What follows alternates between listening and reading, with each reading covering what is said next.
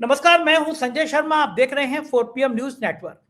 सरकार ने national channel बंद कर रखा है। विदेश के लोग ये प्रोग्राम देख रहे होंगे और जब भारत सरकार के मंत्रालय के अफसर मुझसे बात करने आए, मैंने उनको नोटिस दिया वीडियो कॉन्फ्रेंसिंग में, तो मुझसे कह रहे हैं कि तुम अमेरिका के लिए ऐसा क्यों बोल रहे हो, ईरान के लिए ऐसा क्यों बोल रहे हो। मैंने उनसे कहा, हम गोदी मीडिया नहीं है जो हम आपके इशारे पे अमेरिका की जय जयकार करें। जो राक्षस जैसा आदमी छोटी छोटी बच्चियों को यौन शोषण कर रहा है, हम उसको मान बताएं, ये हमारे बस का नहीं है। राजीव जी की ब्रांडिंग दुनिया भर में फैल रही है। ईरान के लोगों ने बुलाया उनको ईरानी दूतावास में, क्या क्या हुआ राजीव जी खुद बताएंगे। भयंकर भविष्यवाणी है, बहुत शानदार भविष्यवाणी है। चलते हैं राजीव जी के पास। चैनल को सब्सक्राइब करिएगा, दुनिया में बैठे लोग अलग अलग मुल्कों में इसको आगे बढ़ाइएगा, क्योंकि ये भारत की वो बुलंद आवाज है जो कभी दबेगी नहीं। चलते हैं राजीव जी के पास। 4 पीएम न्यूज में बहुत बहुत स्वागत है राजीव जी आपका, और आपका हृदय से आभार इसलिए कि आपने मुझसे कहा कि मुझे ब्लॉगिंग का चैनल शुरू करना चाहिए एक, और आपके कहने के अनुसार मैंने ये जस्ट संजय, जिसका लोगो देख रहे हैं दर्शक, ये बनाया और इतना ज्यादा लोकप्रिय होने लगा। ये लोग मुझे फोन करके कहने लगे कि यार ये ब्लॉगिंग करते इतनी मस्ती हो रही प्रिया के संग, ये बड़ी अच्छी लग रही है। तो मैंने हंसी हंसी में, चूंकि चैनल नेशनल बंद करा रखा था सरकार ने, तो बस जस्ट संजय ब्लॉगिंग का बनाया और ये इतना कामयाब हो गया कि मुझे उम्मीद नहीं थी। तो बहुत बहुत शुक्रिया। दूसरी बात, मुझे तो आपसे जलन होने लगी है कि क्या आपकी ब्रांडिंग चल रही है। ईरान की कॉन्सुलेट ने आपको, ईरान के दूतावास ने आपको बुलाया, उनके सांस्कृतिक पोस्ट ने बुलाया आपको, और ईरान के इतने इंटेलेक्चुअल लोग, उनके ऑफिशियल लोग आपसे बात किए। आपकी भविष्यवाणियों को इंग्लिश में ट्रांसलेट करा करा के ईरान में वायरल हो रही हैं आपकी भविष्यवाणियां। पूरी दुनिया में कहाँ का जलवा बिखेरेगा। ऑस्ट्रेलिया में आपको लोग बुला के ले जाते हैं, दुबई में आपको बुला के ले जाते हैं, अमेरिका से मेरी पीछे पड़े हुए हैं। मैंने कहा भैया युद्ध तो खत्म करो, कि नहीं राजीव जी को लेके आ जाइए, शो कराएं आपका। आपकी वजह से गेहूं के संग बकरियों को पानी लग जाता है ना। आपके चक्कर में लोग मुझे भी पहचानने लगे, मेरी भी थोड़ी औकात बढ़ रही है। तो राजीव जी कैसा लगता है इस तरह जब ईरान के लोगों ने आपको बुलाया, ईरान एम्बेसी में आप गए, क्या क्या बातों हुई, जरा बताइए दर्शकों को। और आपकी इतनी ब्रांडिंग ईरान में हुई कैसे, वो लोगों ने कैसे बुलाया आपको, क्या जानते थे वो आपको, 4 पीएम को जानते थे, क्या कहानी क्या है। हाँ, देखिए संजय जी, बहुत अच्छी बात। और सबसे बड़ी बात यह है कि मेरी बेटियों ने भी मुझे सराहा कि पापा वेल डन जॉब। क्योंकि देखिए, आप मानवता के लिए कुछ अगर हम कंट्रीब्यूट कर सकते हैं, मेरे पास नॉलेज है, ज्ञान है, वही मैं कर सकता हूँ। तो यहाँ फर्स्ट ऑफ ऑल आपने जैसे कहा कैसे मैं वहां तक पहुंचा, तो आपके 4 पीएम का प्रोग्राम बहुत सारे लोग पूरी दुनिया भर में सुनते हैं। तो हमारे एक दिल्ली के बहुत बड़े, बल्कि देश के नामी गामी पत्रकार हैं विनोद अग्निहोत्री जी, वो कुछ वीडियोस, एक बहुत मशहूर व्यक्तित्व हुआ है, मैं उनको भी प्रणाम करता हूँ, श्री पंडित एन.के. शर्मा जी को। वो क्या नाम है, नरसिम्हा राव जी की सरकार में बहुत महत्वपूर्ण पद पर थे, उनके काफी नजदीक थे, और उनका इंदिरा गांधी के परिवार में भी बहुत नजदीकी उनका रिश्ता रहा। उनके फादर भी, और जैसे उन्होंने पंडित जी ने मुझे बताया कि उनके फादर भी नामी ग्रामी एस्ट्रोलॉजर रहे हैं। हाँ, मुझे भी फोन मेरे बातचीत होती रहती है, शर्मा जी मुझे हौसला बढ़ाते रहते हैं, मेरा आते रहता है फोन। ओहो, अच्छा अच्छा अच्छा। हाँ, बहुत अच्छे इंसान। तो इस तरह से विनोद जी ने उनको भेजा, उन्होंने वहां आगे भेजा, तो इस तरह मेरी मीटिंग हुई। तो मैं पीछे, मुझे बॉम्बे जाना पड़ा था, आपसे नहीं मिल पाया था मैं। तो मेरी मीटिंग उस समय थी, और उन्होंने, पंडित जी ने बाद में मेरे ईरान की विजिट के बाद में कल्चरल एम्बेसी जो है उनकी कल्चरल सेंटर, वहां पे विजिट के बाद में उन्होंने मुझे कॉम्प्लीमेंट भी दिया था, बहुत सुंदर। तो पहले तो मैं वो दोनों तीनों पिक्चर्स आपके ऑफिस में बोलूंगा कि वो पिक्चर्स जरूर दिखाएं, कि जहां पर मैं, जो वहां के अयतुल्ला थे, जो स्पिरिचुअल हेड हैं इंडिया में उस कल्चरल सेंटर के, वो इंडिया को रिप्रेजेंट, मतलब ईरान को रिप्रेजेंट कर रहे हैं, उनके साथ मेरी 1 to 1 मीटिंग हुई। उनको हिंदी नहीं आती है, उनको फारसी आती है, अंग्रेजी में बोल सकते हैं वो। दूसरा, आपके कुछ बड़े पत्रकार भी आपके देश के थे, उसमें अभय दुबे जी थे, आपका आशुतोष जी थे, विनोद जी तो थे ही। तो इस तरह से उन लोगों के साथ मेरे मिलने का मौका मिला, उनके साथ भी मेरी फोटो सब लोगों के साथ हुई है। तो हुआ विषय ये था संजय जी कि उस प्रोडिक्शंस के बेस पर वहां पर जो पंडित जी ने जो चीजें आगे बात की, तो एक इंटरेस्टिंग पॉइंट मैं दर्शकों आपको बताना जा रहा हूं, कि जर्नलिस्ट तो अपना काम करने गए थे, कुछ लोगों को अपना इंटरव्यू लेना था, बाइट लेनी थी, जो भी था। लेकिन बीच में जब वो कुछ टाइम के लिए अयतुल्ला जी उठ करके गए हैं संजय जी, उस समय उन्होंने मेरा हाथ पकड़ करके ये कहा कि आपको रुकना है, मुझे आपके साथ बैठना है। तो मैं हैरान रह गया, मैंने कहा कि बाप रे, मेरा इतना इतना रेस्पेक्ट, इतना कि किसी देश का कल्चरल हेड मुझे ये कह रहा है कि आप रुकिए, मुझे आपसे स्पेशल बात करनी है। तो मुझे वहां रुकना पड़ा। तो मैं था और पंडित जी थे, बाकी बहुत सारे स्कॉलर्स, इतने पढ़े लिखे लोगों को बीच में मैंने देखा, तो मैं हैरान रह गया मैंने कि कितने इंटेलेक्चुअल्स हैं ये लोग, और ज्यादातर लोग उसमें फिलॉसफी के स्टूडेंट ग्रेजुएट्स हैं और या प्रोफेसर्स हैं। बहुत सारी बातें हमारी कल्चर की बात की। आपको दर्शकों को जानकारी के लिए बता दूं, हमें आयतुल्ला जी ने बताया था कि ईरान का असली नाम आर्यन था, आर्यन से बिगड़ के बोलते बोलते ईरान बन गया है। तो उन्होंने कहा कि हमारी सभ्यता जो है, हमारी सिविलाइजेशन मोर देन 7000 ईयर पुरानी है संजय जी। संजय जी, इस्लाम बना 700वीं शताब्दी में। दर्शक सुन लें, क्रिश्चियनिटी को 2500 साल हो गए हैं, और 200-300 साल पहले ज्यूज आए थे, यहूदी आए थे। इसका अर्थ है आपका ईरान के साथ रिलेशन इन सारे तीनों रिलीजन के आने से पहले हुआ है।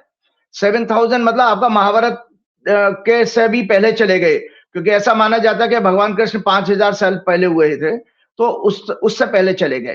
तो जब हम लोगों को आधा घंटा वेट करना पड़ा, फिर वो आए, और संजय जी लगभग 35 मिनट मेरे साथ उन्होंने बैठे हैं। तो उनके साथ बहुत सारे वहां संजय जी उस कल्चरल सेंटर में जो फारसी के ट्रांसलेटर भी बैठे थे, इंग्लिश के ट्रांसलेटर भी बैठे थे। तो उन्होंने मेरे से सब क्वेश्चन पूछा, और आप बिल्कुल बात ठीक कह रहे हैं कि बकायदा सारी मेरी बातचीत की एक रिपोर्ट बना करके ईरान में टॉप लीडरशिप को ईरान भेजी गई है। ये एक अपने आप में, मुझे बाद में पंडित जी ने कंफर्म किया कि आचार्य जी आपके सारे डायलॉग, सारी बातें एक रिपोर्ट के फॉर्म में ईरान भेजी गई हैं। तो मैंने ये सोचा कि क्या हनुमान जी ने मुझे किसी मैसेंजर के रूप में ईरान में भेजा था।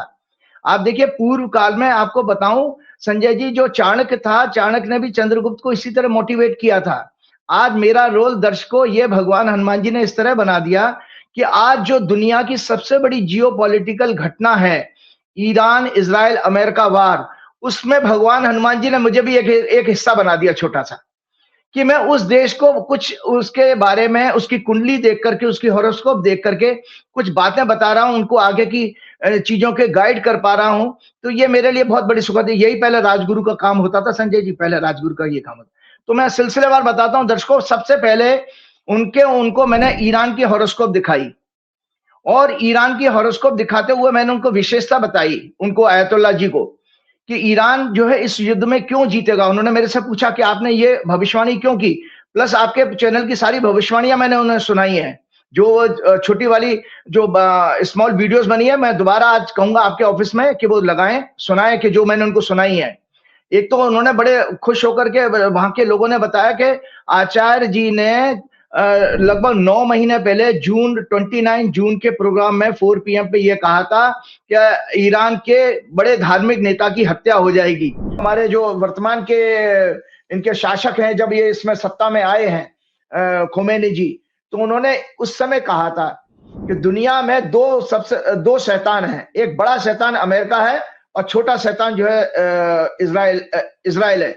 और अब मैं ईरान की बात तो बताता हूं। ईरान ये रहा, ईरान को क्यों नुकसान हुआ, कौन जीतेगा कौन हारेगा वार में, हमेशा मैंने आप लोगों को, ये ईरान की हॉरोस्कोप है।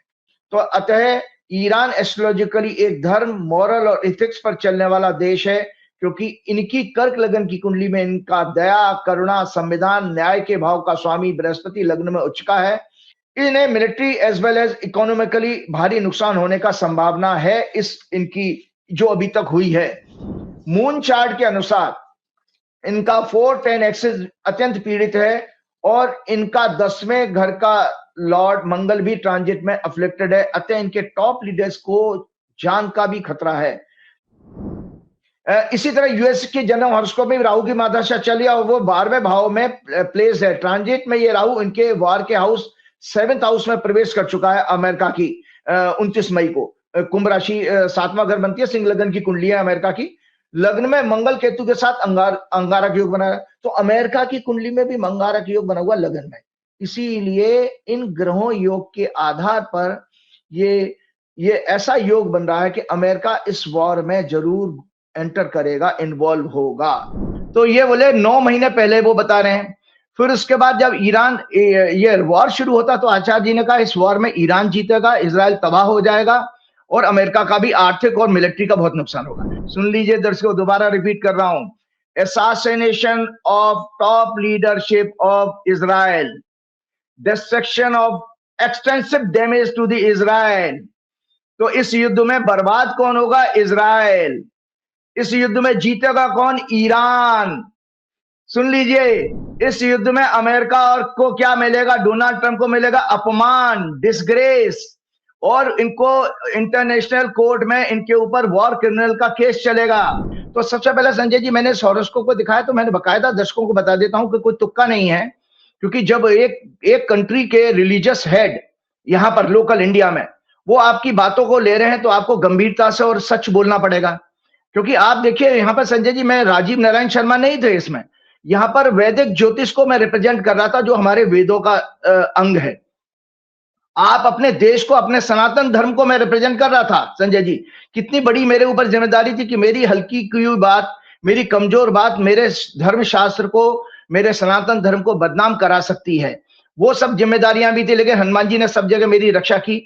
तो मैंने कहा कि जिस दिन वॉर हुआ था, दर्शकों को बता देता हूं, ये देखो संजय जी, मैंने आपके प्रोग्राम में दिखाई थी, ये जिस समय वॉर किया है, सबसे पहले अटैक किया ईरान ने, ईरान के ऊपर किया गया, इजराइल ने, अमेरिका ने। वो उस दिन थी 28 फरवरी 2026, और ये तेहरान के ऊपर ये कुंडली बनी है। तेहरान में लगभग 6 बजे का टाइम था सुबह का। खामनेई जी 9 बजे के आसपास मारे गए हैं, लेकिन ये संजय जी ये कुंडली बनाई थी। तो इस कुंडली के आधार पर मैंने उनको बताया कि जब ये वॉर शुरू हुआ है तो चंद्रमा उस दिन, क्योंकि ईरान की हॉरोस्कोप का आज मुझे ज्योतिष बतानी है, और क्योंकि वो चीजें बतानी है जिसको कि एक देश के लीडरशिप को भेजा गया है। तो संजय जी, मून का ईरान का जो हॉरोस्कोप है वो कर्क लगन का है, और कर्क लगन का लॉर्ड चंद्रमा होता। उस दिन चंद्रमा कर्क लगन में ही था।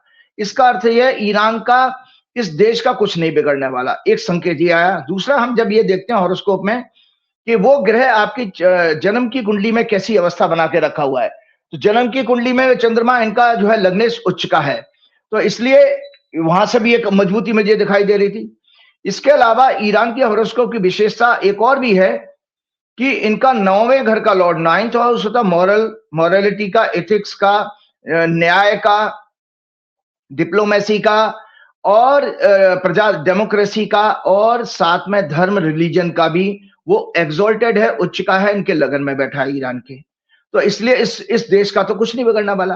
तो मैंने बकायदा उनके रिलीजियस हेड को बताया कि आज ही नहीं, विश्व में कोई भी देश आने वाले लाखों वर्षों तक ईरान की सभ्यता को, ईरान की कल्चर को, ईरान की आवाम को, ईरान के देश को कभी खत्म नहीं कर पाएगी, क्योंकि हॉरोस्कोप इतनी मजबूत है। जो 1 अप्रैल 1979 को इस्लामिक रिपब्लिक ऑफ ईरान बना था तेहरान के ऊपर, और ये लगभग दोपहर के 3 बजे की हॉरोस्कोप है। साथ में इनका मंगल जो है और सूर्य इनके भाग्य स्थान में बैठा है, और सूर्य इनका सेकंड लॉर्ड भी है, और मंगल इनका 5वें घर का लॉर्ड है। तो बहुत सुंदर कॉम्बिनेशन बनता है त्रिकोण का। एक भाग्यशाली एक योग और भी है इनकी दीर्घायु के लिए, कि कर्म भाव का स्वामी और 5वें घर का स्वामी भी 9वें घर में बैठा है। तो संजय जी, एक और बात मैंने उन लोगों को बताई है कि 2 अप्रैल को ये मंगल राशि बदल के मीन राशि में शनि के साथ ईरान की कुंडली के भाग्य स्थान में पहुंचेगा। तो दर्शकों, मैं भविष्य की फ्यूचर की भविष्य प्रेडिक्शन उन लोगों को देकर के आया हूं कि ईरान 2 अप्रैल से पूरे वॉर को अपने टर्म्स पर डिक्टेट करेगा। पूरा मिडिल ईस्ट उसका चरणों में गिरेगा। मतलब पूरा मिडिल ईस्ट त्राहिमाम करके ईरान की सुप्रीमेसी को, उसकी लीडरशिप को एक्सेप्ट करेगा। और इजराइल की भयंकर बर्बादी इसलिए होगी कि इजराइल की हॉरोस्कोप भी मैं दिखाता हूं। ये इजराइल की हॉरोस्कोप कन्या लगन की है, और कन्या लगन की हॉरोस्कोप में ये 7वें घर में, 7वां घर वॉर का होता है, और वैदिक ज्योतिष में मारक स्थान भी होता है। मारक स्थान में शनि और मंगल का आ जाना कन्या लगन के लिए, कन्या लगन के लिए शनि 6वें घर का लॉर्ड भी है, और मंगल 8वें घर का लॉर्ड है। 8वां घर होता है मृत्यु का। एक्सटेंसिव डैमेज होगा, इतना डैमेज होगा संजय जी कि ईरान का नक्शे से, इजराइल का नक्शे से गायब हो जाना, मतलब बेइंतहासा जो है इनकी तबाही इनके यहाँ होने वाली है, कि इजराइल नाम की चीज जो है डेमोग्राफी में एक इतनी कमजोर हो जाएगी कि आने वाले सैकड़ों वर्षों तक इजराइल उठ नहीं पाएगा। ये 2 अप्रैल से बाद मैं भविष्यवाणी वहां देख करके आया उन लोगों को। और तीसरी बात, मैंने उनको एक और बहुत अच्छी बातें बताई। बाकायदा पंडित जी इसलिए खुश हुए थे कि मैंने वहां पर रामायण की बात की है। मैंने वहां पर रामायण की चर्चा की और बताया उनको, क्योंकि मैं अपने धर्म को रिप्रेजेंट करा, ये है रामायण। संजय जी, मैंने बताया उन लोगों को, क्योंकि वो तो फारसी में समझ रहे थे, तो ट्रांसलेशन सुन रहे थे। मैंने बताया कि ये धर्म युद्ध ईरान लड़ रहा है। तो दर्शकों, आप ही के प्रोग्राम में मैंने दिखाया था, तो मैं दोबारा से धर्म युद्ध बता दें, सो दैट ये बातें लिंक हो जाएंगी। मैंने वहां उन लोगों को बताया कि ईरान धर्म युद्ध क्यों लड़ रहा है, तो मुझे बताना पड़ा कि रामायण में भगवान राम ने विभीषण को, जब विभीषण गीता में धर्म युद्ध और अधर्म युद्ध की व्याख्या की है, तो उसको मैंने वहां आयतुल्लाह जी को सुनाया। मैंने कहा कि धर्म युद्ध वो होता है जो धर्म की स्थापना के लिए, अधर्म के नाश के लिए, सज्जनों की रक्षा के लिए, न्याय की पुनर्स्थापना के लिए होता है और अपनी आत्मरक्षा के लिए होता है। और अधर्म का युद्ध क्या कहा गया है भगवान राम ने विभीषण को कहा है उत्तरकांड, मतलब युद्ध कांड में उन्होंने कहा कि इसका उद्देश्य जो है अधर्म के युद्ध का सेल्फिश होता है, लैंड पर कब्जा करना, वेल्थ, पावर, रिवेंज, प्लंडर, लूट के लिए या विस्तार के लिए, एक्सपेंशन के लिए। और इसमें कोई स्ट्रिक्ट ऑब्लिगेशन नहीं होता रूल्स का, जैसे कि आप इस युद्ध में देख रहे हैं कि कहां ईरान के साथ ऑलमोस्ट, मुझे ये भी जानकारी मिली दर्शकों उस कल्चरल सेंटर में, कि बिल्कुल एडवांस स्टेज में क्या नाम है, ईरान और अमेरिका का समझौता हो रहा था, और उसके बाद ये पीठ में छुरा भोंका गया है। तो अधर्म के युद्ध में किसी कायदे कानून का पालन नहीं होता, there is no strict obligation to follow rules, और इन्होंने ईरान पर हमला कर दिया। और अधर्म के युद्ध में यह भी कहा जाता है कि इनोसेंट पर हमला नहीं करना, वहां आपने 180 से ज्यादा बच्चियों को मार दिया है लोगों ने। और ये अधर्म के युद्ध में कहा जाता है वायलेंस होगी, डिसेप्शन होगा, धोखा होगा, बिट्रियल होगा, अटैकिंग द इनोसेंट। तो ये सब चीजें इजराइल और अमेरिका ने की हैं। तो मुझे उनको बताना पड़ा कि भाई ये अधर्म का युद्ध इजराइल और अमेरिका लड़ रहे हैं, इसलिए हमारे एक और ग्रंथ मैंने उनको दिखाया था संजय जी, ये गीता भी लेके गया था, देखिए संजय जी गीता भी दिखाई है, और गीता को कोट करते हुए कहा, भगवान ने ये कहा, जो गीता का बकायदा श्लोक भी मैंने कोट किया उनको, गीता का चैप्टर 4 का श्लोक, यदा यदा ही धर्मस्य ग्लानिर्भवति भारत अभ्युत्थानम धर्मस्य तदात्मनम सृजाम्यहम्। भगवान कहते हैं अर्जुन, जब जब धर्म की हानि होती है, righteousness is on the decline, और अधर्म की वृद्धि होती है, इमोरलिटी इंक्रीजेज, तब मैं अपने रूप को रचता हूं। तो मैंने, जानते हो संजय जी, कहा कि आयतुल्लाह खामनेई जी की जो शहादत हुई है, ये इसी का, इस गीता के संदेश को पूरा करती है। और संजय जी, मैंने एक और चीज वहां पर व्याख्या की थी, क्योंकि मैं अपने सनातन धर्म को रिप्रेजेंट कर रहा था। मैंने कहा महर्षि दधीची ने, जब राजा इंद्र एक बार राक्षसों से युद्ध हार गए थे, तो उनको एक ऐसे धनुष की क्या नाम है, दैवीय धनुष की जरूरत पड़ रही थी, जिसको कि ये उनको बताया गया कि दधीची की अगर शरीर की हड्डियों से वो धनुष बनाया जाए तो उससे आप राक्षसों को पराजित कर सकते हो। तो जब इंद्र दधीच, महर्षि दधीच के पास पहुंचे, तो उन्होंने बहुत स्वेच्छा से, खुश होकर के अपना शरीर त्याग कर दिया।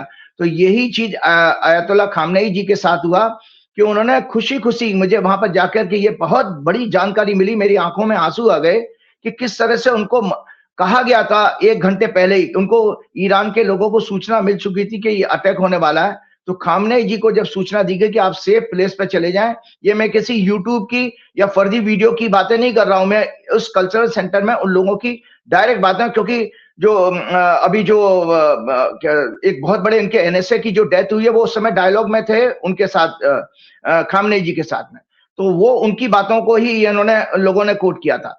तो उन्होंने साफ मना किया कि नहीं, मेरी आवाम अगर सुरक्षित नहीं है तो मेरा सुरक्षा के लिए किसी बंकर में जाना उचित नहीं है। इस तरह करके उन्होंने स्वेच्छा से अपना शरीर उसी तरह त्यागा जैसे महर्षि दधीची ने, और इसका परिणाम ये मिला। मैंने इन लोगों को बताया कि भाई देखिए, ये जो आप पुण्य देख रहे हैं कि जो 6 महीने पहले पूरा ईरान में उथल पुथल मची पड़ी थी, आपस में मतभेद थे, सडनली आप देखें इसका पुण्य के रूप में उनके जो एक दिव्य आत्मा ने जब अपना शरीर अपने देश, अपनी जनता की खातिर उसकी शहादत दी, उसका बलिदान दिया, सेक्रीफाइस दिया, उसका पुण्य था कि आज सारा ईरान एक है। नॉट ओनली ईरान एक है, पूरी दुनिया की सिंपैथी ईरान के साथ है। नाटो देशों ने अमेरिका और इजराइल को सपोर्ट करने से मना कर दिया, और भी दूसरे देशों को, जहां अभी तो मैं पढ़ रहा था कि श्रीलंका ने भी अमेरिका को मना कर दिया उनके बेस को यूज करने के लिए। तो ये सब चीजें मैं वहां बता करके आया। और एक और क्वेश्चन उन्होंने मेरे से पूछा था संजय जी कि आपको इस युद्ध को खात्मा कब देखते हैं, खत्म होने की संभावना कब देखते हैं? तो मैंने कहा देखिए इसमें एक मेरे पास एक कैलकुलेशन ये है कि जब ये युद्ध शुरू हुआ था 28 फरवरी को सुबह 6 बजे तेहरान के ऊपर जो मेरी कुंडली बनी, वो कुंडली थी कुंभ लगन की कुंडली। और उस कुंडली में के अनुसार मैं एक संकेत देख सकता हूं, क्योंकि ये हर एक की कुंडली ईरान, अमेरिका और इजराइल तीनों की कुंडली को कंबाइंड स्टडी करके ही बताया जा सकता है। तो इसमें मैंने अपनी एक कैलकुलेशन उनको बताई है कि इस युद्ध की रुकने की संभावना 15 अप्रैल से पहले मुझे अपनी मेरी गणना में दिखाई नहीं दे रही है दर्शकों, इसलिए क्योंकि इस जो 28 फरवरी 2026 को हॉरोस्कोप जो मैंने आपको दिखाई है 7th हाउस से मंडेन एस्ट्रोलॉजी के अनुसार वॉर देखा जाता है। तो जब तक 7th हाउस अभी भी पीड़ित है और आगे भी पीड़ित रहेगा, राहु केतु के बीच में है। पहली बात तो मंगल इस एक्सेस को छोड़ेगा 2 अप्रैल को। साथ में जब 7th लॉर्ड किसी तरह इंप्रूव होगा, सूर्य 7th लॉर्ड है सूर्य, तो तब जाकर के वो 15 अप्रैल के बाद जब सूर्य मेष राशि में जाएगा, तब मुझे वहां दिखता है कि ये इस वॉर में कोई समझौते की कंडीशन तैयार होंगी और वॉर खत्म होता हुआ दिखाई देगा।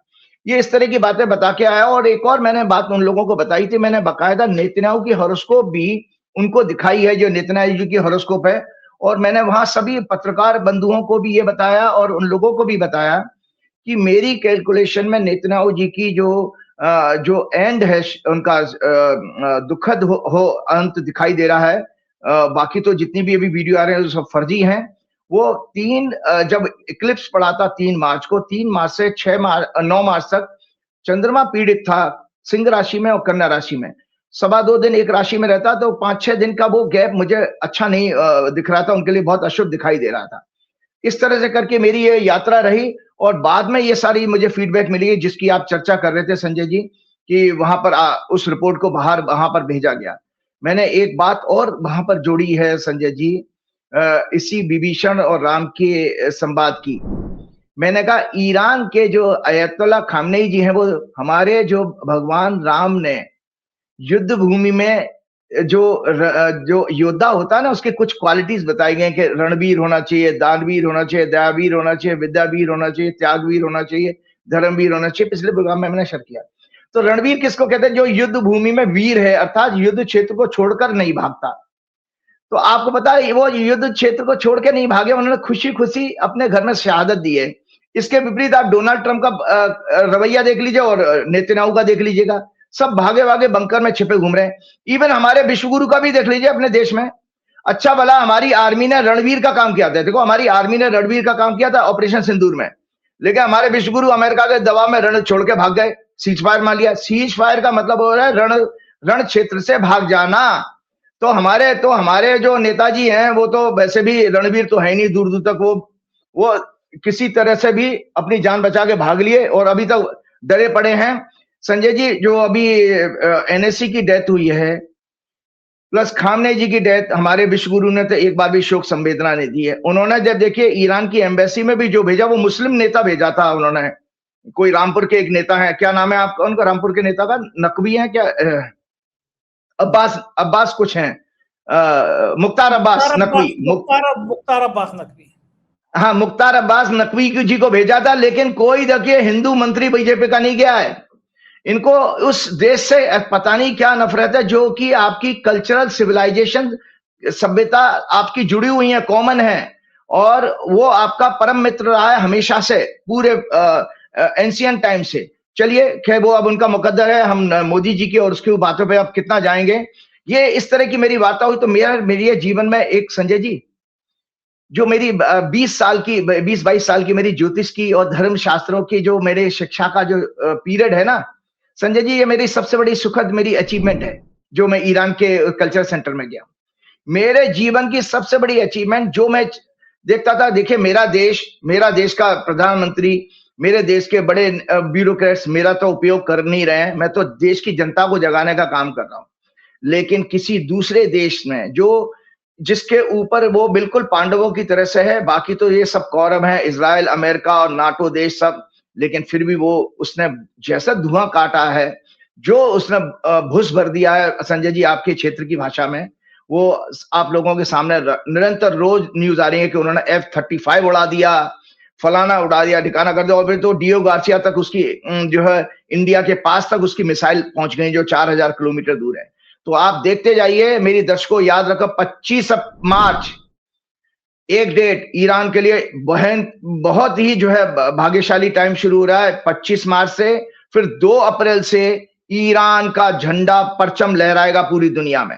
ईरान बेसिकली मुस्लिम समाज की लीडरशिप को टेक ओवर करेगा और पूरा विश्व का मुस्लिम समाज, पूरे देश के खाड़ी देश ईरान की छत्र छाया में आएंगे। ऐसी सारी बातें मैं उनके कल्चरल सेंटर में उनके रिलीजियस हेड को बोल करके आया हूं। अब संजय जी एक चीज और बताता हूं, आप लोग मेरे से एक चीज पूछना चाहूंगा राजीव जी, किसी ने सोचा नहीं था कि ईरान इतनी बहादुरी के साथ लड़ेगा। ना जाने कितने जहाज अमेरिका के गिरा दिए।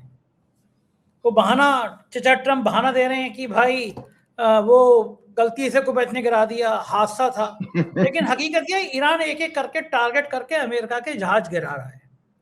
अमेरिका में तेल का रेट बढ़ गया। अब ट्रम्प युद्ध से पीछे हट रहे हैं क्योंकि उनको पता है कि उनका सिंहासन खतरे में आ जाएगा। अमेरिकन गुस्से में है कि अमेरिका का पूरा आर्थिक साम्राज्य चौपट हो रहा है। हमारा चैनल बंद कर दिया गया, नेशनल चैनल, और कल मंत्रालय की मीटिंग थी, जो साहब अफसर बैठे सामने वीडियो कॉन्फ्रेंसिंग में, उनको समस्या ही थी। मुझसे पूछा था आपने अमेरिका के लिए ऐसा क्यों कह दिया, आप ईरान की तरफदारी क्यों कर रहे हैं। इस आधार पर मैंने उनको हड़काया वीडियो कॉन्फ्रेंसिंग में। मैंने कहा मैं ये रिकॉर्ड कर रहा हूं और ये बात मैं वायरल करूंगा कि भारत सरकार किसी पत्रकार को इसलिए उसका चैनल बंद कर रही है कि साहब हमने ईरान के पक्ष में बात क्यों कर दी, अमेरिका के खिलाफ बात क्यों कर दी। यानी गोदी मीडिया समझ रहे थे वो 4PM चैनल को कि हम जो तुमको हो पसंद वही बात करेंगे। मैंने उनको हड़काया, मैं कहा मैं रिकॉर्ड कर रहा हूँ, वायरल करूंगा, भाग खड़े हुए हो। यानी आप सोचिए कि हमारी भारत सरकार इस बात से डर रही है कि हम अमेरिका के खिलाफ क्यों बोल रहे हैं, ईरान के पक्ष में क्यों बोल रहे हैं। यह न्याय युद्ध है। अमेरिका जिस तरह अपनी गुंडागर्दी से, जिस तानाशाही से ये काम कर रहा है, दूसरा वो राक्षस अमेरिका का राष्ट्रपति, इतने खराब शब्द में इसलिए इस्तेमाल कर रहा हूं, 8-9 साल के बच्ची के शरीर को नोचने वाला इंसान, उस इंसान के बारे में हम अच्छी बात करें। जवान क्यों नहीं कट जाएगी हमारी कि जो 9 साल की बच्चियों का शरीर नोचे। हमारे यहाँ बच्ची देवी होती हैं 9 साल की। तो जरा इस राक्षस के बारे में बताइए कि राक्षस का अंत कब है, क्योंकि ये मानवता का कलंक है। ना जाने कितने बेगुनाहों की हत्या कर चुका है। ईरान में 150-200 बच्चियों के स्कूल पे जो आदमी हत्या करके मार दे, छोटी छोटी बच्चियों का यौन शोषण करे, उसके बारे में कोई क्या बोल सकता है। जरा ट्रम्प का भविष्य बताइए क्या है। हाँ, बहुत अच्छी बात आपने ये कही। देखिए, बहुत आपने मेरे एक ऐसे पॉइंट को टच किया है जो मैं आज बताने वाला हूं। देखिए, मैं आज सुप्रीम कोर्ट को भी, अपने देश के सुप्रीम कोर्ट को, जजेस को, जुडिशरी है उसको किसी नागरिक की भांति नहीं, एक आचार्य के फॉर्म में, एक आचार्य के रूप में एक सलाह देना चाहता हूं। मेरे मन की पीड़ा है, मैं शेयर करना चाहता हूं। अक्सर मैं अखबारों में पढ़ता हूं संजय जी कि जो है सुप्रीम कोर्ट कहता बार बार फ्रीडम ऑफ स्पीच और एक्सप्रेशन डेमोक्रेसी में जनता का फंडामेंटल राइट तो है, पर लेकिन वो एक टिप्पणी कर देता है कि एब्सोल्यूट नहीं है। भाई ये क्या मतलब है एब्सोल्यूट का? आप कौन हैं? आप सुप्रीम कोर्ट के जज हैं, किसके पैसे से आपकी सैलरी जा रही है? इन पीएम की सैलरी किसके पैसे से जा रही है? इन प्रेसिडेंट की सैलरी किसके पैसे से जा रही है? आर्मी चीफ की सैलरी किसके पैसे से जा रही है? ये देश के सारे खर्चे किसके पैसे से निकल रहे? हमारी आम जनता के पैसे से। इसका मतलब है डेमोक्रेसी में राजा तो हम हैं। तो हमारी आप कौन होते हैं हमारे वर्ड्स पर, हमारे freedom of speech, freedom of expression को एब्सोल्यूट नहीं है ये कह करके उसको कर्टेल करके, उसको छोटा करके, उसको कमजोर करने वाले।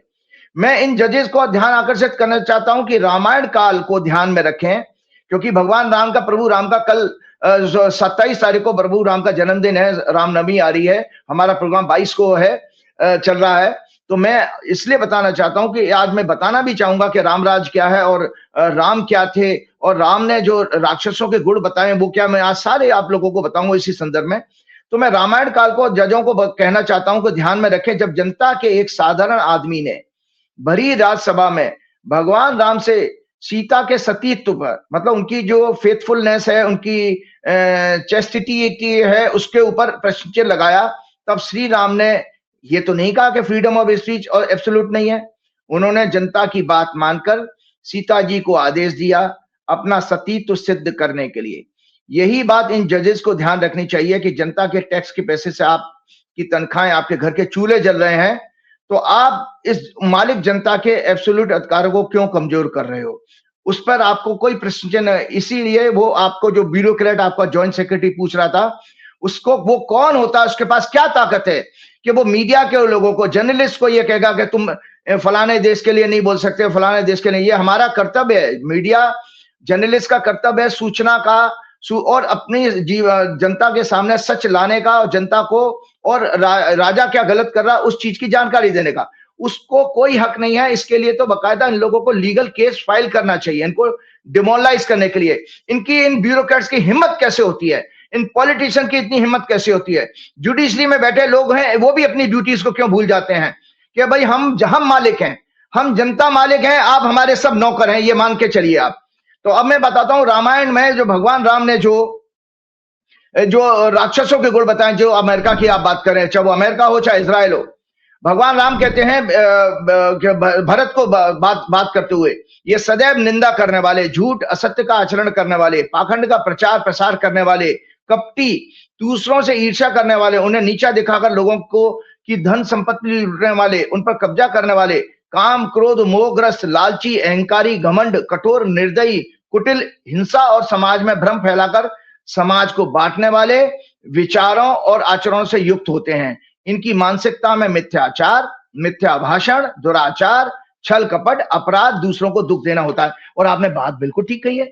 आप देखिए, नवरात्र चल रहे हैं, छोटी बच्ची, हमारे कन्या जो है 6 वर्ष से 12 वर्ष की मानी जाती हैं, उन कन्याओं को, देवी स्वरूप कन्याओं का शरीर नोचने वाले ये डोनाल्ड ट्रंप, जेफरी एप्स्टीन वो एक जूस था, सब कुछ मोसाद की गाइडेंस में हो रहा था, मतलब नेतन्याहू की गाइडेंस में हो रहा था। और हमारा नरेंद्र मोदी का मंत्रिमंडल जो हरदीप पुरी वगैरह, वो सब उसमें शामिल है। और दुखद बात यह है कि एक जुडिशरी ने एक जजमेंट दिया है, संजय जी आपको जानकारी है, दिल्ली हाईकोर्ट ने, मैं उस हाईकोर्ट के जजमेंट को भी प्रश्न चिन्ह लगाता हूं कि उस जज को भी चिंतन करना चाहिए।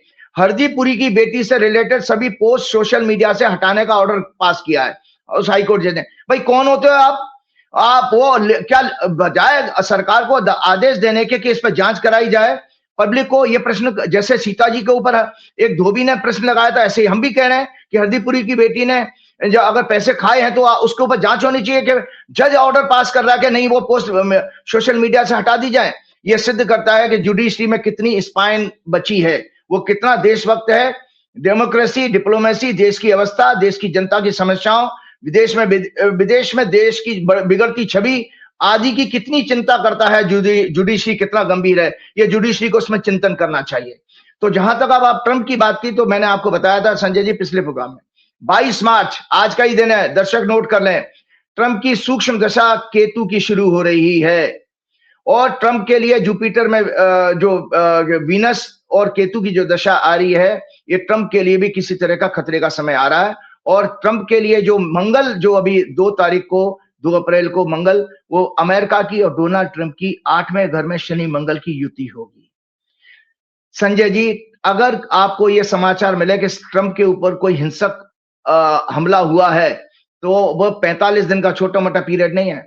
और इसमें बिल्कुल, इसमें मोसाद की और ज्यूज की एक कॉन्स्पिरेसी भी आ रही है, क्योंकि इसी तरह कैनेडी की हत्या की गई थी। कैनेडी की हत्या भी ज्यूज लॉबी ने करी थी। और डोनाल्ड ट्रंप को, चूंकि अब इजराइल तो हार रहा है, बुरी तरह बर्बाद हो रहा है, अमेरिका को भड़काने के लिए ये जो डोनाल्ड ट्रंप की हॉरोस्कोप है, प्लस अमेरिका की राहु की महादशा चल रही है, अमेरिका की 8वां घर में भी पीड़ा है, आज ये शनि मंगल इकट्ठे हो रहे हैं जो किसी तरह के बड़े नेता की हत्या का समाचार दे रहे हैं, बड़े नेता पर वायलेंस अटैक का समाचार दे रहे हैं। तो ये डोनाल्ड ट्रंप के लिए भी 22 तारीख से, आज से अत्यंत अशुभ समय है। इससे ज्यादा मैं कुछ नहीं कहूंगा, क्योंकि डोनाल्ड ट्रंप को भी अपनी जीवन रक्षा के लिए प्रार्थना करनी चाहिए। उन्होंने वैसे पादरी बुला करके उसमें करा तो था, उन्होंने व्हाइट हाउस में कुछ ड्रामा किया था। तो ये आपका प्रश्न का जवाब हो गया कि डोनाल्ड ट्रंप का भी लिए भी अच्छा समय नहीं है। नेतन्याहू तो निपट गए हैं, वो अब जितने मर्जी छिपाना चाहे छिपाते रहे बाकी उनके लोग। अब मैं संजय जी एक चीज और बताना चाहता हूँ। अक्सर बहुत सारे लोग ये कहते हैं, एस्ट्रोलॉजर्स पर क्या नाम है, एस्ट्रोलॉजी पे कमेंट भी करते हैं, उसकी सत्यता के ऊपर भी, खैर वो अलग अलग ज्योतिषी होंगे जो नहीं ठीक से होमवर्क करते हैं या पढ़े लिखे नहीं है या इनकी रिसर्च कमजोर है। आज मैं आपको 2083 संवत्सर 19 मार्च को शुरू हुआ है उसकी भविष्यवाणी संक्षिप्त में करूंगा, लेकिन 2082 की आप ही के प्रोग्राम में संजय जी 16 मार्च 2025 को हमने प्रोग्राम किया था। 29 मार्च 2025 को संवत्सर पिछला 2082 शुरू हुआ था। तो जितनी भवी मेरे एक पत्रकार मित्र ने कहा कि भाई साहब आप जब ये प्रोग्राम रिकॉर्ड करें नेक्स्ट, तो उसमें अपनी सारी भविष्यवाणी को सीरियल वाइज लिख करके बताना।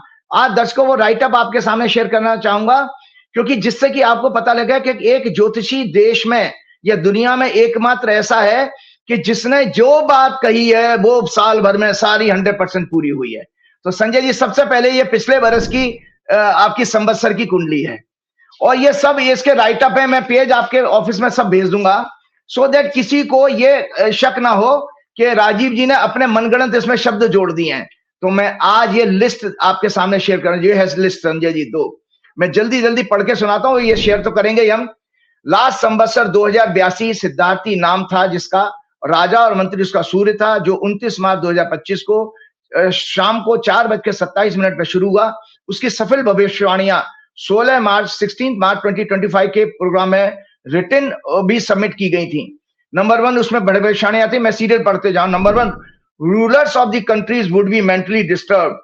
Number 2, prosperity of corrupt and dishonest corporates, politicians, bureaucrats and others, and distress to common people। मतलब ये जो करप्ट लोग हैं वो और ज्यादा पैसे वाले बनेंगे, चाहे वो नेता हो, चाहे वो कॉर्पोरेट के लोग हों, चाहे अधिकारी हों, पॉलिटिशियंस हों, लेकिन आम आदमी दुखी रहेगा। Distress to common people.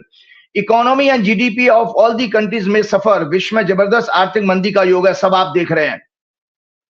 Egoistic, oppressive leaders may fight each other and may go about destroying each other in war।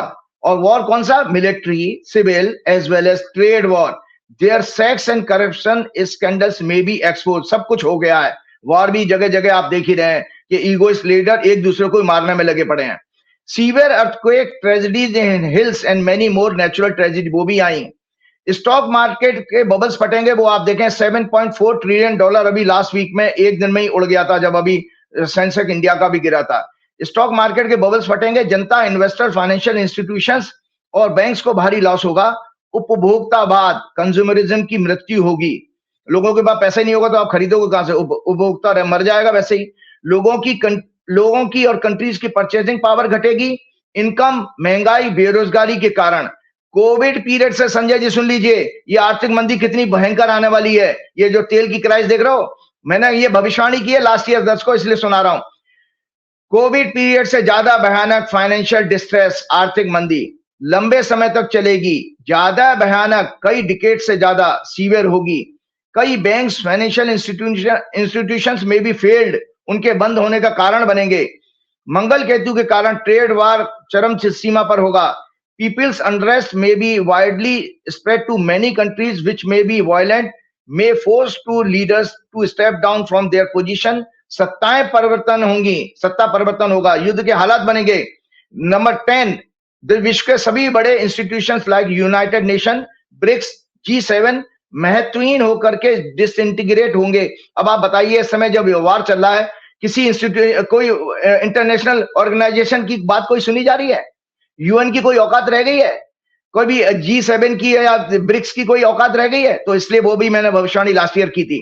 दुनिया भर में आर्थिक संकट बढ़ेंगे, law and order, theft, and crimes, shooting incidents बढ़ेंगी। 12, विश्व में total harmony, brotherhood and peace would be disturb. वो भी आप देख रहे हैं, सारे देश में, दुनिया में बर्बाद हो चुकी है ब्रदरहुड और हार्मनी। नंबर 13, इंटरनेट के जरिए space and communication war. Sanjay ji, AI का वार आप देख रहे हैं ना, कभी नेतन्याहू की कोई एआई की फोटो वीडियोस आ रही हैं, ये एआई का वार चल रहा है। वो भी मैं प्रेडिक्ट कर चुका हूं। इंटरनेट के जरिए space and communication war, bracket में एआई वार, डेटा थेफ्ट, साइबर क्राइम्स के द्वारा कई देशों की economy, governance, political leadership, military, defence and security को मैनिपुलेट किया जाएगा।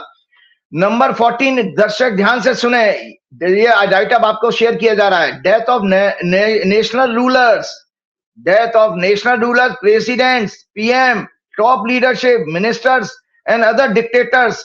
Destruction of states, किसी राज्य का बर्बाद होना किस तरह देखा जाता है? देशों की मिलिट्री, सिविल, फाइनेंशियल कैपेसिटी की बर्बादी, death of important scientist, strategist and destruction of oil and gas sector. Sanjay ji, ये भी मैंने भविष्यवाणी की है. Destruction of oil and gas sector, वो आपके सामने सब हो रहा है. Automobile, pharma, communication, manufacturing sector. Number 15, foreign power may influence the politics, governance, economy of many countries through secret plots, spies and conspiracies. Venezuela का आपने देखा ही था कि कैसे अमेरिका ने उठा लिया उसको रातों रात. Number 16, worst year for US economy. America के लिए भी भविष्यवाणी की थी. Worst year for US economy, stock market as a whole, USA may face severe recession, high inflation, employment crisis. Many policies of Donald Trump with malignant intentions may be backfired. Challenge in the court of law, it will be very, very difficult for him to run the country because of public protests, judicial interventions. People may protest across the USA against his many policies. 18, Trump and administration may suppress media independence coverage and may try to confuse, misguide the people and entire world with fake news, false narratives and propaganda war. 19, Trump may work ruthlessly with egoistic, oppressive and aggressive attitude. He will be known as trade tariff war dictator. His madness and attitude will severely disturb the social harmony in the USA as well as in the world. ये सब मैंने last year की prediction सुना रहा हूं मैं आपको. भारत में मोदी सरकार की कई पॉलिसीज भी कोर्ट में चैलेंज की जाएंगी. Worst year for stock market Bharat के लिए लास्ट ईयर मैंने प्रेडिक्ट किया था. ट्रेड, इकोनॉमी एंड करेंसी, बेरोजगारी, महंगाई के कारण डोमेस्टिक अनएम्प्लॉयमेंट बढ़ेगी. मेन स्ट्रीम मीडिया मोदी सरकार की गुलाम बनकर देश, देशवासियों और पूरे विश्व को गुमराह करेगी. Prominent people, corporate leaders, ministers, bureaucrats, media personalities, glamour world के लोगों के सेक्स और करप्शन के स्कैंडल्स एक्सपोज होंगे. ये मैंने इंडिया के बारे में भी भविष्यवाणी की थी. थर्ड हाउस इंडिया की कुंडली के अनुसार पाप ग्रहों से पीड़ित होने के कारण पड़ोसी देशों से संबंध खराब होंगे और युद्ध के हालात पैदा होंगे. ये हमने ऑपरेशन सिंदूर के टाइम में सब कुछ देख लिया. तो इस तरह से मैंने आप लोगों को ये जानकारी दी कि जो 2082 के लास्ट ईयर संवत्सर सिद्धार्थी की मैंने भविष्यवाणी की, ये 22 पॉइंट है. आप इसको क्लोजली वॉच करके देखिएगा कि एक ज्योतिषी ने कितना मेहनत और कितनी रिसर्च के साथ में ये चीज किया. अब मैं आता हूं संजय जी आज का आने वाले संवत्सर की थोड़ी सी ब्रीफ में, डिटेल में फिर अगले प्रोग्राम में करूंगा. ये संजय जी ये संवत्सर 19 मार्च को शुरू हुआ है. अभी ये करंट 19 मार्च को 6:52 पर शुरू हुआ है और ये मीन लगन की कुंडली है. चंद्रमा, सूर्य, शनि, शुक्र लगन में, बृहस्पति चौथे घर में, केतु छठवें घर में, मंगल, राहु, वक्री बुध 12वें भाव में, जो बहुत अच्छा संकेत नहीं दे रहे हैं. और इसकी थोड़ी सी जानकारी दे दूं कि ये चैत्र शुक्ल पक्ष प्रतिपदा को विक्रम संवत 2083 जो आरंभ हो रहा है, ज्योतिष शास्त्र के अनुसार इसका नाम रौद्र है, रुद्र से बना है. इसका राजा देवगुरु बृहस्पति और मंत्री मंगल है. ये उत्तरा भाद्रपद शनि नक्षत्र मीन लग्न मीन राशि में शुरू होगा. लग्नेश गुरु जो इस संवत्सर के राजा भी हैं, 4th हाउस में अपने शत्रु की राशि मिथुन में है, जिसका स्वामी बुध, वक्री, राहु, केतु और मंगल से हॉरोस्कोप के 12वें भाव अर्थात विदेश, लॉस, ह्यूमिलेशन, जेल, डिस्ग्रेस में है. मंत्री मंगल राहु के नक्षत्र में, राहु के साथ हॉरोस्कोप के 12वें भाव में, 4th लॉर्ड 7th लॉर्ड बुध के साथ है. यद्यपि संवत्सर का राजा भी अपनी 9th एस्पेक्ट से इसे देख रहा है. हॉरोस्कोप के तीसरे और 7 में दोनों पर शनि मंगल की साइमल्टेनियस एस्पेक्ट है. लग्न भी 11th Lord 12th Lord Shani से पीड़ित है और 5th लॉर्ड चंद्र, 6th लॉर्ड सूर्य भी, 4th house Jupiter, 6th house Ketu. रौद्र संवत्सर का नाम रुद्र शिव के उग्र रूप से संबंध रखता है, जो उग्रता, तीव्रता और परिवर्तन का प्रतीक माना जाता है. Symbolising intensity, fierceness and transformation. इस संवत्सर और worst year for United Nation, ये मैं आपको बता देता हूं, this will be the worst year for United Nation America, United Nation USA and all important institution of world like IMF, ये मतलब वर्ल्ड की संस्थाएं, World Bank, environment, youth, education, health sectors, uncertain weather, earthquake and other natural disasters, political instability, conflicts, unrest, protests by the people against the rulers and administration across the world. Social tensions may increase, loss of territory, borders of many countries. Sanjay ji, सबसे बड़ी चौंकाने की बात है, there may be a major political power shift and some of the ancient civilisation like Iran, India, China may transform the entire geopolitics of the world. USA, Israel may be the biggest loser and maybe worst sufferer. और detail में मैं अगले programme में जरूर करूंगा, लेकिन आज मैं इसकी एक जो है संक्षिप्त भविष्यवाणी करता हूं, फिर आगे बढ़ूंगा। इंडिया, बीजेपी और अमेरिका की डिटेल प्रोडिक्शन में अगले प्रोग्राम में जरूर करूंगा। कुंडली के नाना प्रकार के विवादों के भाव 6 हाउस स्वामी सूर्य सरकार, जो पीएम का भी सिग्निफिकेंट होता है, 5th लॉर्ड चंद्रमा के साथ 8th हाउस, 8th लॉर्ड शुक्र सिग्निफाई करता है sex, female related crimes. 12th Lord होता है विदेश, हानि, अपमान, डिस्ग्रेस, षड्यंत्र। शनि के साथ लग्न में है और लग्न में इन्फ्लुएंस है 6th Lord, 8th Lord, 12th Lord का, अतः विदेशी षड्यंत्र। ध्यान से सुन लीजिए करंट संवत्सर में विदेशी षड्यंत्र, sex, corruption, money laundering, jail, tariff के कारण देश में, भारतवर्ष में सत्ता परिवर्तन का योग है संजय जी। और कब कौन सा पीरियड खराब है? April to July 2026 is very very dangerous for our government. पूरे वर्ष राजनीतिक आर्थिक अस्थिरता बनी रहेगी। शेयर मार्केट के लिए भी बहुत अशुभ है। 2nd Lord, 9th Lord and 12th house, media का कारक बुध भी 12वें भाव में पीड़ित है। आर्मी पर्सनल्स और आर्म सेक्टर्स के लिए भी भारी नुकसान का योग है। ये मैंने इस नए संवत्सर की आपको संक्षिप्त में भविष्यवाणी बताई है। डिटेल में मैं एक एक करके बताऊंगा, बड़ी भविष्यवाणियां हैं। अब मैं चलते चलते संजय जी थोड़ा सा रामायण के ऊपर बात करूं, क्योंकि प्रभु श्री राम का जन्म है। तो संजय जी, प्रभु श्री राम दशरथ के पुत्र, भगवान विष्णु के 7वें अवतार। ये भागवत पुराण, विष्णु पुराण के अनुसार ये हमारा क्या नाम है, रामचरितमानस के दर्शन आप कर लें, इसके बाद हम जाएं। प्रभु श्री राम कौन थे दर्शकों? प्रभु श्री राम दया, करुणा, प्रेम, सहयोग, प्राणी मात्र का कल्याण करने वाले हैं। उन्होंने राजा होते हुए धर्म का सदैव पालन किया, अहंकार दमन नहीं किया और अपना महिमा मंडन भी नहीं कराया। ढोंग, पाखंड, क्रोध, छल, कपट, चुगली, निंदा, द्वेष भावना से कोसों दूर एक संत योगी, तपस्वी, बैरागी की तरह अति विनम्रता से शासन किया। उन्होंने कभी किसी का धोखे से शासन नहीं छीना राम जी ने। जैसे आपके यहाँ सरकारें बदल देते हैं ना वो एमएलए खरीद करके, और ना ही छल कपट, अधार्मिक, अनैतिक तरीकों से अपने शासन का विस्तार किया, एक्सपेंशन किया। उन्होंने राजा होते हुए भी सदैव मर्यादा, मॉडेस्टी का पालन किया और कभी भी अपने सामर्थ्य और शक्ति का अहंकार नहीं किया राम जी ने। और इसके विपरीत आरएसएस, भाजपा, विश्व हिंदू परिषद, पाखंडी संत महात्माओं ने प्रभु श्री राम को धनुष ताने हुए दिखाकर एक हिंसक, अधर्मी, अहंकारी, दमनकारी राजा और भगवान दिखाने की, और राजा और जो है एक गुंडे की तरह से सदैव भगवान को दिखाने की कोशिश की है।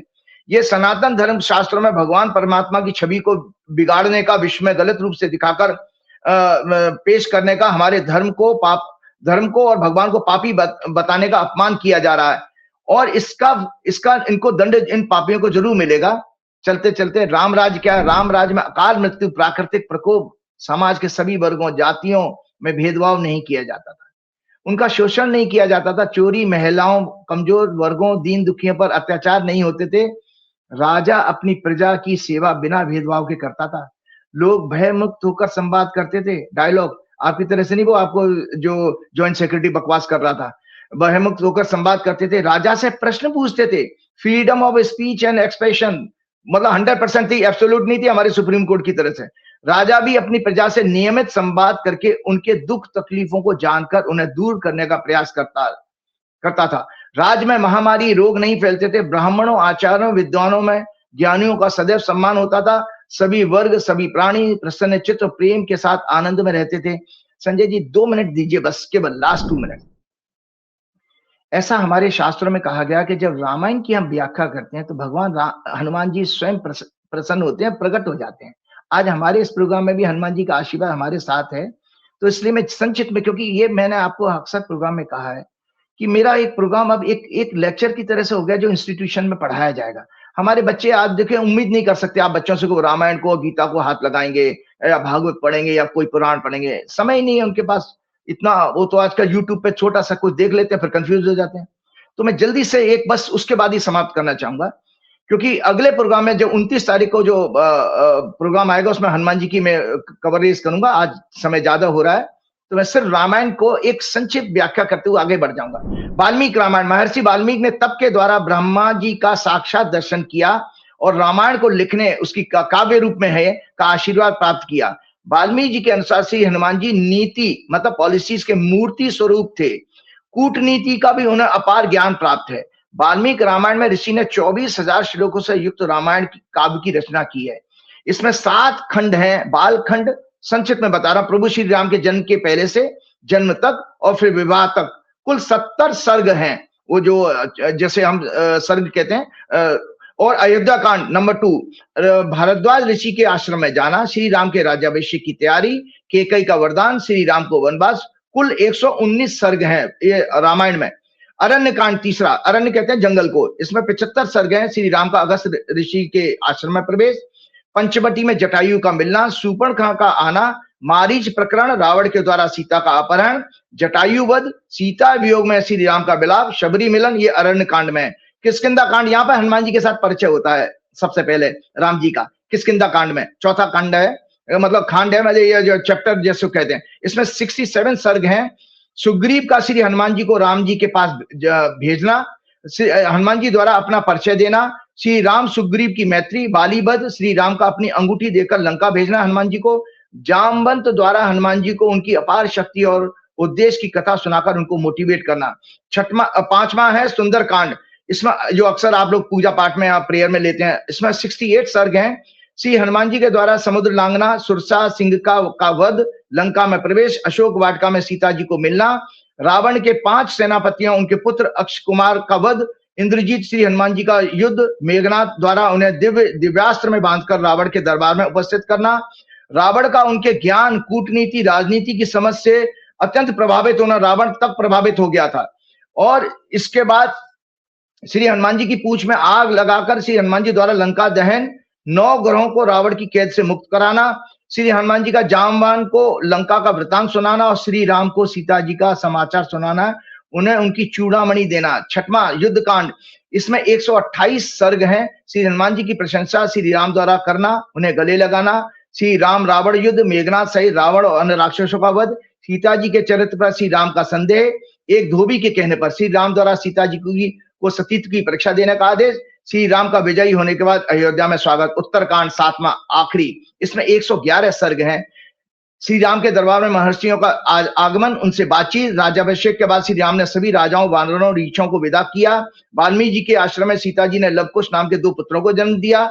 श्री राम ने अश्वमेध यज्ञ किया, अनुष्ठान किए। वाल्मीकि ऋषि सीता जी और उनके दोनों पुत्रों को अयोध्या छोड़ने आए। सीता जी का पृथ्वी में समा जाना, काल के द्वारा ब्रह्मा जी का संदेश राम को प्राप्त होना और राम जी द्वारा अयोध्या से 1.5 योजन दूर पश्चिम की तरफ मुख करके सरयू नदी को दर्शन करना, उसमें प्रवेश कर जाना, अपना शरीर त्याग देना। श्री राम ने अपने सभी भाइयों सुग्रीव, वानरों तथा रीछों के साथ परम धाम जाने का निश्चय किया। विभीषण और श्री हनुमान जी को पृथ्वी पर रहने का आदेश दिया। श्री राम ने श्री हनुमान जी को अयोध्या का राजपाट और विभीषण को लंका का शासन चलाने का भी आदेश दिया। इसी के साथ हनुमान जी की प्रार्थना करते हुए हम अगले प्रोग्राम में बाकी बातें करेंगे। श्री गुरु चरण सरोज रज निज मन मुकुर सुधार, वर्ण रघुवर विमल जसु जो दायक फल चार, बुद्धिहीन तनु जान के सुमिरो पवन कुमार, बल बुद्धि विद्या देव मोह हरौ कलेश विकार। जय श्री राम, जय हनुमान। बहुत शुक्रिया राजीव जी, बहुत शुक्रिया। ये तो राजीव नारायण जी। और फिर मैं आपको याद दिलाना चाहता हूं, अंतर्राष्ट्रीय स्तर पर अपनी ख्याति प्राप्त कर चुके स्वानंद किरकिरे जी। ये लोगो आप देख रहे हैं, लखनऊ में आ रहे हैं 4 अप्रैल को। बुक माई शो पर टिकट है, बहुत कम सीटें हैं। आज ही अपनी सीट बुक करा लीजिए। एक शानदार गाना, बहती हवा सा था वो, ओरी चिरैया नन्ही चिरैया, और तमाम बड़े बड़े गाने उन्होंने गाए हैं। ये 3 घंटे 4 अप्रैल को आपकी जिंदगी में आप भूल नहीं पाएंगे। सीटें कम हैं तो बुक माई शो पर जाइए, आज ही अपनी सीट बुक कराइए। बताइएगा राजीव जी का ये प्रोग्राम कैसा लगा। शुक्रिया, थैंक यू।